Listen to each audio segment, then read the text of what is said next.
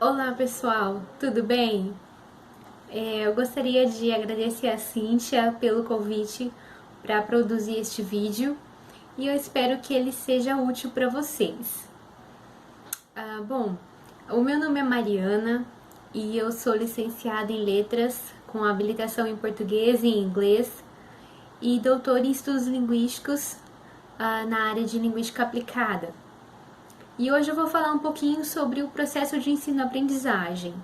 Então, o título da minha breve fala é o processo de ensino-aprendizagem e os papéis do professor e do aluno. Bom, os conceitos de ensino e aprendizagem podem ser definidos de diversas maneiras, né? Por exemplo, a partir de uma perspectiva tradicional, o ensino é visto como transmissão de conhecimentos, em que o professor vai ser o detentor do conhecimento, né, o transmissor do conhecimento, e o aluno vai absorver, né, esse conteúdo.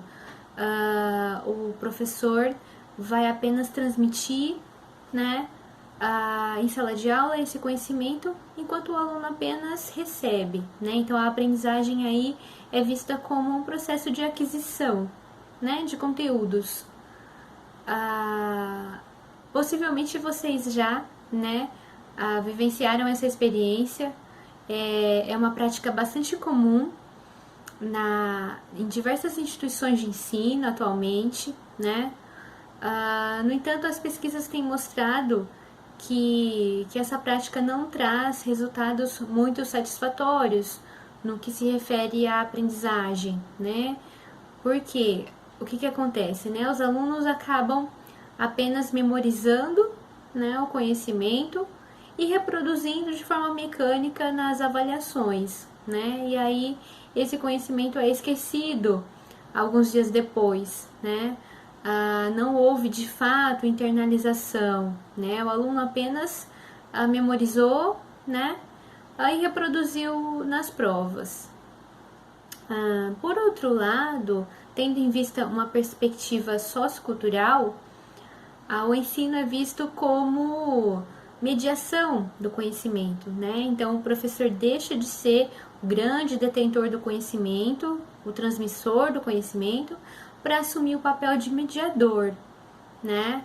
Então, nesse caso, ele proporciona oportunidades para que esse conhecimento seja construído, né, em sala de aula. Os alunos são convidados a participar, a refletir, a questionar, né, a interagir com o professor, pensando, né, nesses conceitos que são apresentados, de forma que eles sejam coletivamente, né, colaborativamente construído em sala de aula, de modo que a gente tem então o engajamento tanto do aluno quanto do professor nesse processo, né? Os dois são responsáveis, né? Lá na perspectiva tradicional, se o aluno não aprendia, era culpa do professor, né?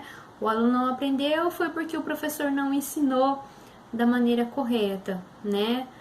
Nesse caso, nós temos então, na perspectiva sociocultural, a responsabilidade, né, dividida entre os dois, né? O professor precisa proporcionar oportunidades para que esse conhecimento seja, né, construído, né, assumindo o papel de mediador, e o aluno precisa se engajar, precisa se envolver nesse processo, precisa refletir, precisa questionar, precisa interagir, né, de modo que esse conhecimento então seja internalizado, de acordo com o Vygotsky, né, e assim há maiores chances, né, de ocorrer a aprendizagem, e aí o aluno vai aprender e não vai mais esquecer, né? Daí a importância desse engajamento, desse envolvimento do aluno nas atividades realizadas em sala de aula, nas discussões, né, proporcionadas pelo professor, para que ele possa então realmente participar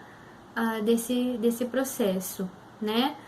Agora que nós não estamos tendo aula, né, essas aulas presenciais, o aluno em casa pode estudar, né, acessando textos na internet, lendo esses textos, fazendo anotações, né, fazendo resumos, refletindo sobre esses conceitos, né, apresentados nos textos, realizando atividades, né, exercícios sobre aquele conteúdo, de modo que ele possa interagir com esse conhecimento, refletir sobre ele, né, eventualmente enviar dúvidas para o professor. Acredito que isso seja possível, né, tirar essas dúvidas com os colegas também. Enfim, é necessário que o aluno, né, assuma essa postura de agente, né, de responsabilidade em relação à sua própria aprendizagem, né? Ele precisa se engajar, ele precisa estar envolvido nesse processo, né? Então, as atividades em casa de leitura, de escrita, assistir as videoaulas, né, fazer anotações, estabelecendo relações, né, entre os conceitos científicos que são trabalhados, de modo que esse conhecimento seja aí internalizado, né? Bom, espero que tenha sido relevante para vocês. Era isso que eu queria dizer. Bons estudos e até uma próxima oportunidade.